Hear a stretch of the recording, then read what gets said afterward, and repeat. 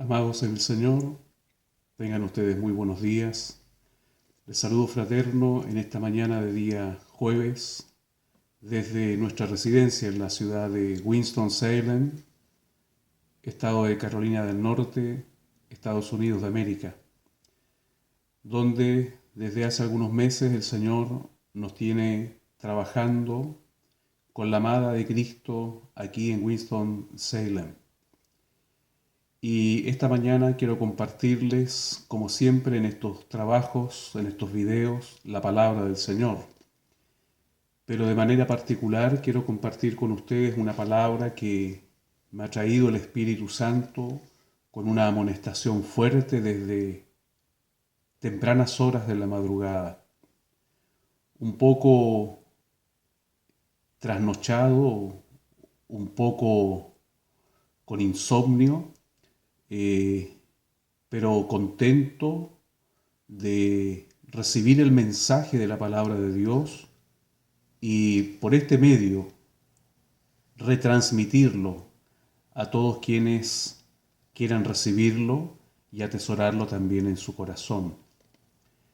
Los días que vivimos son días muy particulares, muy especiales, en los que la Iglesia del Señor está aprendiendo a vivir la vida cristiana en medio de tiempos difíciles.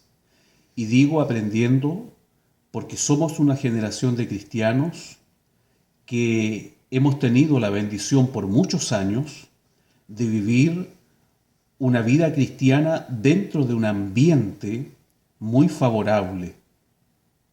Dicho de otra forma, somos una generación que ha estado sirviendo a Dios con mucha bendición, con mucha comodidad y de la mano de muchos recursos. No en todas partes es igual. Sin lugar a dudas, la Iglesia del Señor en el mundo ha estado viviendo diferentes situaciones. Pero en términos más o menos generales, la Iglesia del Señor en Occidente principalmente ha estado viviendo tiempos de mucha bendición, de mucha holgura, y en estos días difíciles en que hemos sido visitados y estamos siendo visitados por una pandemia, por una epidemia quizás de las más fuertes, pero también de las más mediáticas, en honor al tiempo que vivimos de las tecnologías. Una de las más fuertes en materia de restricción. Dentro de ello, la Iglesia ha tomado también su parte, siendo restringida por la autoridad de tener sus tradicionales y libres reuniones. Algo que no habíamos visto por lo menos en esta generación o quizás en estas últimas generaciones. La palabra que el Señor ha puesto en mi corazón desde tempranas horas de la madrugada es una palabra muy conocida y además una palabra también muy publicada, sobre todo en los días que vivimos, pero pocas veces predicada, y en las escasas predicaciones, pocas veces recetada para ponerla por obra, para llevarla a la práctica. Leerla en las redes sociales o leerla directamente de la Biblia o pronunciarla en voz alta resulta ser una palabra bastante hermosa y algo esperanzadora. Pero otra cosa es llevarla a la práctica, y es allí donde el Señor me ha amonestado con fuerza en este día, primeramente a mí, también a los que me rodean, y por supuesto es una amonestación para todo aquel que cree, para todo aquel que recibe la palabra. En Segunda de Crónicas, en el capítulo 7, el versículo 14, la palabra de Dios dice así: si se humillare mi pueblo, sobre el cual mi nombre es invocado, y oraren, y buscaren mi rostro, y se convirtieren de sus malos caminos, entonces yo oiré desde los cielos y perdonaré sus pecados y sanaré su tierra. Amén. Para todos, como dije, esta es una palabra muy conocida. Pero quisiera llevarlos a la reflexión profunda de al menos dos cosas principales que aquí aparecen y que no son sencillas de practicar, menos cuando las hemos entendido de alguna forma un poquito extraviada o quizás conforme a los conceptos superficiales que manejamos nosotros, mayormente los de habla hispana, el lenguaje español. Miremos el contexto. Un siervo del Señor que descansa en los brazos de Dios nos dejó en mi iglesia de origen esta enseñanza valiosa. Hay que mirar el contexto para entender el texto. Muchos a veces ignoran el contexto y toman el texto y predican el pretexto de hacer lo que ellos creen que es correcto. Miremos el contexto para no equivocarnos. Salomón, rey de Israel, un hombre que está frente a la nación que Dios ha escogido, cuyo reinado tuvo una característica que está asociada a su nombre, Salomón. En hebreo, Shlomon o Shlomón, que traducido es pacificador y que viene de la misma raíz hebrea de la palabra shalom, shalaim, paz. Su reino estuvo caracterizado por la paz. Es uno de los mejores tiempos, si no el mejor tiempo que Israel tiene. Y es en este tiempo donde la prosperidad alcanza en materia de espiritualidad, de religión, de fe al pueblo de Israel, porque bajo este reinado, bajo este rey Salomón, Shlomo, pacificador, se hacen obras de trascendencia espiritual como el templo. Se edifica el templo de Jehová, se edifica la casa del rey de Israel.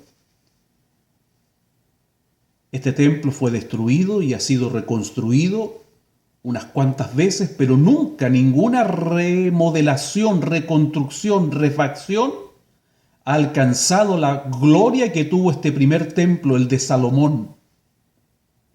Días de fiesta para Israel, las peregrinaciones anuales a la santa ciudad para poder llegar al templo a adorar a Dios, adorar a Jehová. El olor fragante de los sacrificios inundaría la ciudad de Jerusalén, desde ahora el glorioso templo de Salomón, donde descendió la nube de gloria, la Shekinah, donde Israel encontró definitivamente la puerta abierta para la comunión con Jehová su Dios. Tiempos de paz, tiempos de prosperidad, tiempos de gloria. Pero llama la atención que en medio de este tiempo la voz de Jehová viene a Salomón con una advertencia. Esta advertencia está dentro del contexto de este texto. Si leemos antes vamos a encontrar que Dios advierte a Salomón, que Dios pone en la mesa del mensaje el hecho real de que Dios puede visitar la tierra con males o permitir que situaciones difíciles, tiempos de crisis vengan. Parece este mensaje un poco fuera de lugar en el contexto que está viviendo Salomón e Israel. Más bien esperamos para este tiempo solo palabras de bendición, de prosperidad, de aprobación. Pero Dios está diciéndole a Salomón que si la tierra fuese visitada por calamidades, aun cuando su pueblo está viviendo tiempos de prosperidad, de paz, hay una puerta que Dios ha dejado abierta para que la abra su pueblo. Y esta puerta es el versículo que hemos leído, que les he leído a través de este video. Y como toda puerta tiene su estructura, no es una puerta de estas que se llaman batientes, no es una puerta giratoria, no es una puerta de corredera. Esta es una puerta como se conocía en la antigüedad. La puerta de la antigüedad constituía una importante función en las estructuras, en la arquitectura. La puerta otorgaba defensa y seguridad, por lo tanto no era una estructura débil, no era fácil de abrir, pero cuando se abría permitía algunas bendiciones, como una vía de escape o el ingreso de la luz o de la brisa que refrescaba. No en vano el Señor mismo, en su ministerio y más adelante, incluso en Apocalipsis va a hablar y va a decir, yo soy la puerta. Y en Apocalipsis dirá que a la iglesia en Filadelfia se le dejó abierta una puerta que nadie cerrará. Pero también le dice a la Odisea en Apocalipsis que Él está a la puerta y llama. Así que es importante considerar este versículo como una puerta que Dios ha dejado abierta para cuando vengan al mundo tiempos difíciles, aun cuando la iglesia esté en sus mejores momentos de paz y prosperidad. A nadie le es oculto que la iglesia de Occidente mayormente, también en otras partes del Oriente, pero voy a ser todavía más específico, la iglesia en Chile ha tenido en los últimos 40 años un crecimiento progresivo. Para nadie es desconocido que ya no somos la iglesia pobre de ayer, que ya hoy día no se alaba a Dios sobre pisos de tierra, y en muchas partes ya no nos sentamos a escuchar la palabra de Dios en las duras y rústicas bancas de antaño. Hoy día ya no guardamos el reverente silencio en la congregación, como se hacía antes por respeto a la casa de Dios, pero también para poder escuchar al predicador, porque no había en ese entonces amplificación. Hoy día tenemos tecnología de punta, tenemos templos con buena acústica. Para nadie es desconocido que hoy día se están viendo los resultados de una bendición dentro de la familia cristiana, donde en casi todas las familias hay un profesional. Ya no llegan los hermanos iletrados a aprender a leer en la escuela dominical, a juntar las letras para el sermón. La iglesia ha crecido y no es malo que haya crecido, muy por el contrario, ha sido una bendición de Dios, porque el que antes era borracho dejó de serlo cuando Cristo vino a su vida y los recursos que desperdiciaba fueron quedando en casa y se empezó a comer mejor, se empezó a remodelar, la iglesia empezó a crecer producto de la obra del Señor, tiempos de paz, tiempos de prosperidad. Pero en medio de este tiempo, la iglesia ha sido advertida muchas veces por muchas voces, por siervos del Señor, por siervas del Señor, por instrumentos, por profetas. ¿Qué decir la advertencia de la palabra eterna y permanente? Hoy día la iglesia, no solo en Chile, en el mundo, mayormente en Occidente, donde la iglesia se ha dormido, está siendo remecida por la voz que nos ha traído esta pandemia. Y al despertar la iglesia debe saber por dónde salir, cómo actuar. Y aquí una puerta. La puerta tiene su estructura. Una de sus partes, dice la palabra del Señor, que es, si se humillare mi pueblo. El manejo del idioma español a veces nos dificulta entender profundamente los significados de las palabras. Así que pensamos que humillarse tiene que ver con el acto de simplemente arrodillarse o simplemente echarse a llorar de rodillas o clamar por el favor de Dios. Pero el significado es mucho más profundo que aquello. Ana, la madre de Samuel, experimentó la auténtica humillación. Tenía un serio problema en su vida, no podía tener hijos y además esa condición le traía un estigma social. Ella se humilló bíblicamente, es decir, oró, dobló rodillas, lloró delante de Dios, pero además renunció a su legítimo derecho de criar ella a su hijo, de disfrutar ella con su hijo, de verlo crecer a su lado, de acompañarlo en toda su niñez, en toda su adolescencia, en toda su juventud. Pidió a Dios en aflicción, se humilló, y su humillación fue profunda porque le llevó a renunciar, es decir, dejó aparte lo que le era legítimo. Así vemos muchos ejemplos en la palabra de Dios, de personas que se humillaron dejando a un lado lo que tenían, lo que aspiraban, lo que pensaban. Eso es lo que la iglesia hoy día tiene que hacer, es lo que tengo que hacer yo, es lo que tiene que hacer el creyente en este tiempo de aflicción. No es solo arrodillarse y clamar a Dios por sanidad.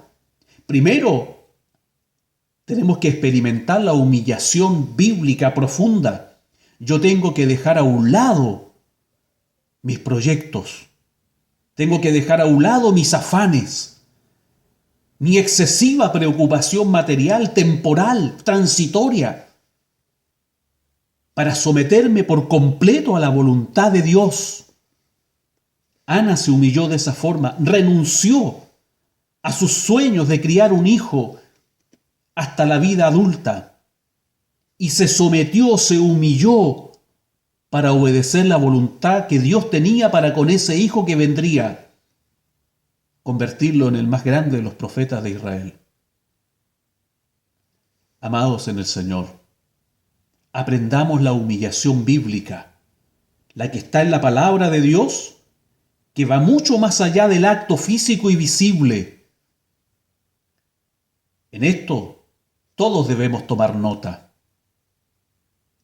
Todos debemos tomar nota en nuestra relación personal con Dios, pero también debe tomar nota la iglesia a través de sus autoridades.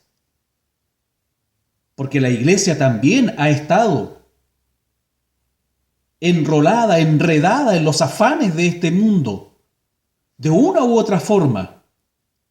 No quiero con esto decir que lo que se ha hecho, se ha construido, sea malo o haya que derribarlo. Todos los extremos son malos. Yo no soy un extremista del Evangelio, ni menos un terrorista de la palabra.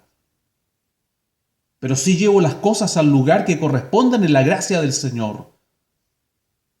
Debemos reconocer que como iglesia, como institución, hemos estado cada vez más atrapándonos en los afanes de construir, de tener grande infraestructura, y nos ha llegado la hora de reflexionar en aquello para renunciar a nuestros intereses y ponernos en obediencia absoluta a la voluntad de Dios, aun cuando eso signifique dejar a un lado lo que nos es legítimo. La humillación bíblica consiste en eso, en doblegarse a tal punto que estemos dispuestos a que Dios conduzca nuestra vida y le devolvamos al Señor y a su Santo Espíritu. Escúcheme bien, hermano pentecostal, yo soy un pentecostal, soy hijo de un pastor pentecostal. Le hemos robado, le hemos quitado la libertad al Espíritu de dirigir la iglesia. Y eso es algo que debemos poner en un acto de profunda humillación. Debemos renunciar a nuestro excesivo control de las cosas y debemos permitir que el Espíritu fluya, que la gracia fluya. Y si yo estoy en eminencia en la iglesia, debo sentirme feliz cuando el Señor cumpla su palabra y de pronto use a un niño para decirme a mí lo que es verdad. La puerta que Dios abre a su pueblo en tiempos difíciles tiene su estructura. Si se humillare mi pueblo sobre el cual mi nombre es invocado. Lamentablemente, muchas veces nosotros con nuestros propios errores le tendemos un manto tenebroso al nombre de nuestro santo y 3 veces santo Dios. Debemos llevar nuestros errores y faltas individuales, familiares, eclesiales a las plantas de Dios en humillación verdadera. Porque debemos reconocer, yo al menos lo reconozco, muchas veces, lamentablemente, mi naturaleza humana me ha traicionado, he cedido y le he puesto un manto de deshonra al nombre que sobre mi vida es invocado. Y oraren. ¿No dice la palabra del Señor que aquí se deban tener distintos modelos de oración? Dice oraren. ¿Cuál es la oración bíblica? Debiéramos ceñirnos a las palabras del Maestro. Cuando ustedes oren, dirán así: Padre nuestro. Qué importante es aprender o reaprender a tener con Dios una relación genuina basada en el amor, en la misericordia, pero también en la disciplina que un padre tiene para con un hijo. ¿No dijo el Señor? Ustedes dirán: omnipotente Jehová de los ejércitos, Dios todopoderoso. No. Ustedes dirán: Padre nuestro. Él nos ama y nos anhela como a hijos y desea que en tiempos difíciles nos acerquemos a Él, sabiendo que Él no nos despreciará, sabiendo que Él no nos echará a un lado, no nos dejará aparte, sino más bien Él desea refugiarnos en tiempos difíciles, siempre y cuando nosotros nos acerquemos con un corazón genuinamente humillado y buscar en mi rostro. Buscar el rostro del Señor no tiene que ver con cuántas veces usted o yo va a ir a la reunión. No tiene que ver cuántas veces usted va a estar orando en el día. Tiene que ver con tiempos de reflexión profunda en que usted va a buscar los ojos de Dios. Esa es la acción de la expresión bíblica: si buscar en mi rostro, buscar los ojos de Dios. No olvide las palabras del Señor. Él nos enseñó de que los ojos son la lámpara de nuestro ser interior y del cuerpo. A usted le ha pasado, a mí también.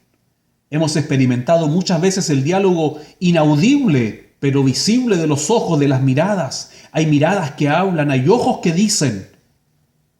Y nosotros somos creados a la imagen y semejanza de Dios.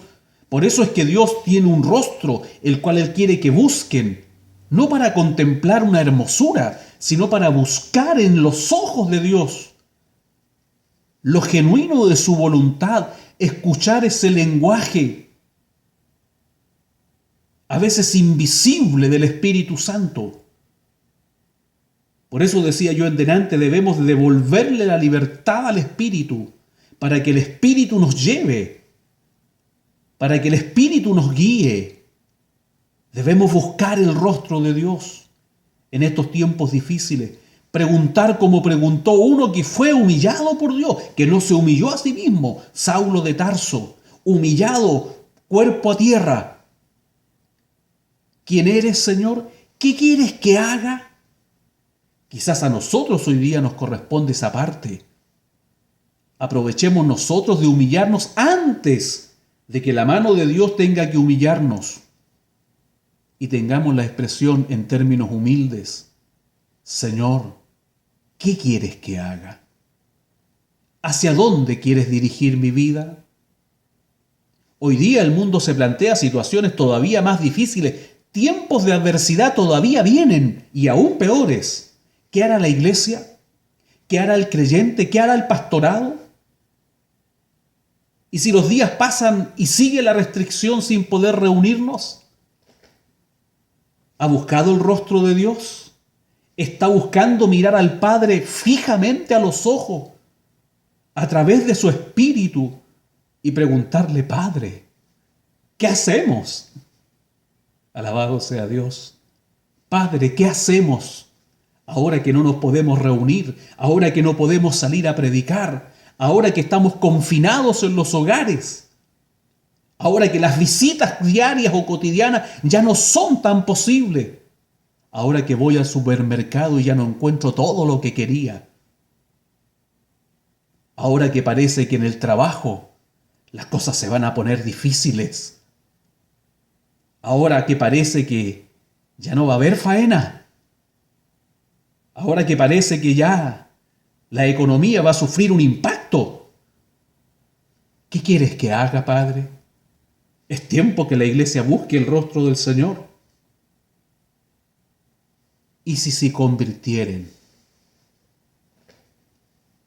Hay que volver a empezar muchas veces en la relación con Dios. Nunca es tarde. Dios siempre está esperando. La conversión indica un cambio radical, un cambio de rumbo. Y por supuesto que nuestro rumbo, nuestra brújula espiritual tiene que ser calibrada. No estamos tan en rumbo. No estamos tan en rumbo norte como quisiéramos. Estamos cargados algunos grados hacia la izquierda, hacia la derecha. A veces hacia lo material, otras veces a lo espiritual. Un día sí, un día no. Un pastor me gusta, otro pastor no me gusta. Nuestra brújula parece que da oscilaciones a veces fuertes. Pero debemos fijar el rumbo y convertirnos a Dios. Yo debo reestructurarme. Yo debo pensar en buscar el rostro de Dios en un rumbo correcto. Si se convirtieren de sus malos caminos, entonces yo oiré desde los cielos. ¿Cuál es el clamor que la iglesia tiene hoy día? El clamor que es natural frente a situaciones de adversidad. Cuando estamos enfermos, clamamos por sanidad. Esperamos que Dios nos sane. Cuando estamos cesantes, esperamos que Dios nos dé trabajo.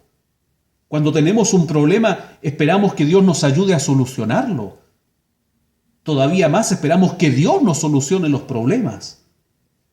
¿Qué está pidiendo la iglesia en este tiempo? Que la pandemia se detenga. He visto a veces con cierto espectáculo diversas recomendaciones espiritualistas y no espirituales. La iglesia debe aprender a vivir bajo tiempos difíciles. Nadie dijo que llegar al cielo sería fácil. Se nos ha olvidado la palabra: la puerta estrecha y angosta es la senda. Y todo parece indicar, hermanos amados, que mientras más se aproxima el día en que la iglesia será levantada por el Señor, porque esa es nuestra fe, el camino se nos va a ir poniendo más angosto. No será sin prueba, no será sin dificultad, porque hay un clamor que también se nos ha olvidado. Un clamor que aparece del Espíritu de la iglesia en Apocalipsis, casi al final. Después de todo el horror que desatará los juicios de Dios sobre la humanidad, hay un clamor: ven, Señor Jesús, ven pronto. ¿Está clamando la iglesia por eso?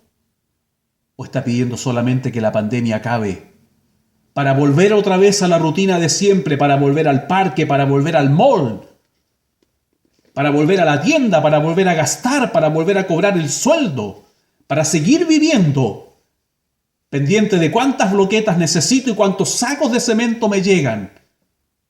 ¿Está clamando en eso la iglesia? La iglesia debe clamar como la iglesia de Apocalipsis: ven, Señor Jesús, ven pronto. Los días que se avisoran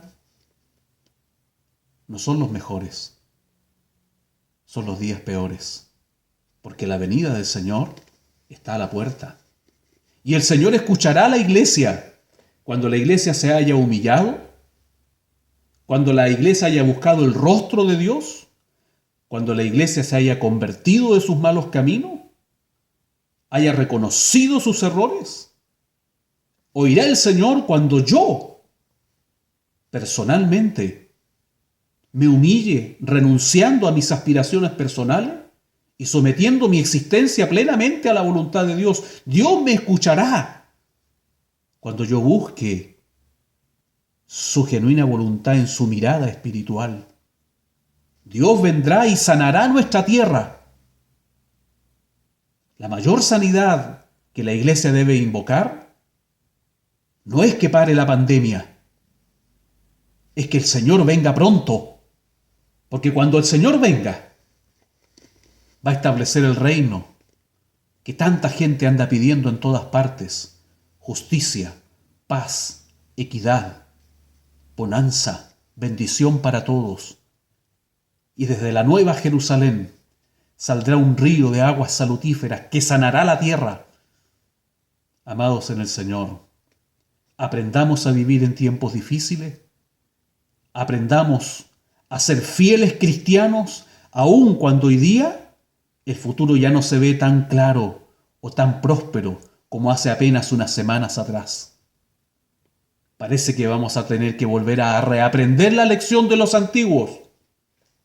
Vamos a tener que ir al bidón o al balón o a la garrafa de gas, le llaman en algunas partes, para que todos me entiendan. Vamos a volver al cilindro vacío, a ponerle las manos en un acto de fe sobrenatural para ver si Dios nos hace el milagro de multiplicarnos el combustible. Vamos a tener que aprender a bajar la cuota en materia de alimento. Vamos a tener que aprender a renunciar a lo que habíamos estado tan acostumbrados. ¿Quién sabe? Muchos proyectos quedarán allí, paralizados. Quizás las conferencias, los estudios se tengan que volver mucho más humildes y más sencillos. O sencillamente vamos a tener que acostumbrarnos a adorar a Dios como lo hicieron los primeros cristianos, desde su casa, cuando sus afanes no eran otros, sino el pronto regreso del Señor. Dios les bendiga, amados en el Señor. La palabra de Dios para nosotros, le comparto esto de sincero corazón que Dios ha tenido para mí desde tempranas horas hoy, y espero sea motivo de reflexión, motivo de pensar, motivo de volver a la Biblia, motivo de reconsiderar. Que Dios les bendiga, Dios nos dé toda su gracia en estos días y para los días que vienen. Saludos para todos los que puedan ver este video en Chile, nuestra patria. Saludos a toda la obra misionera que nuestra iglesia tiene en diferentes países. Saludos, si por allí alguien de Italia, de España, estamos orando por ustedes con mucho dolor. Estamos llorando con los que lloran. Saludos para nuestros hermanos aquí en USA, aquí en el país de las oportunidades. Hay una gran oportunidad que se llama obra de Dios. Hay mucha necesidad. Esperamos que después de este tiempo difícil, muchos hayan encontrado en el rostro de Dios su llamado a la obra del Señor. Que Dios les guarde. Saludos fraternos, y como nos enseñó nuestro amado pastor que hoy día descansa en los brazos del Señor, todo lo que se ha dicho, todo lo que se ha hecho, al Señor pertenece. Solo a Él toda la honra, toda la gloria y la suprema alabanza. Amén.